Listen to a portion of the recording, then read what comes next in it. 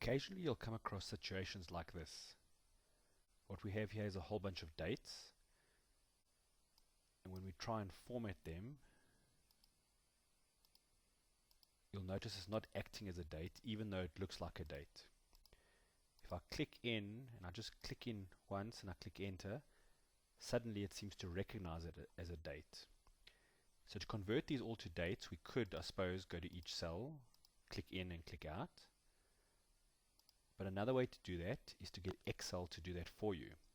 And one way is to use the find replace. So what we can do is we can highlight the entire column. If I go to the find and select, I go to the replace option. What I'm going to do is I'm going to replace one of these items, and I'm going to use a backslash. And I'm actually going to replace it with exactly the same thing. So all we're doing is tell Excel go in, find the backslash, replace it with a backslash. This action means that Excel goes in and out and does what we've just done, where we go in and click enter. So when I say replace all, okay, notice now that it's all right aligned.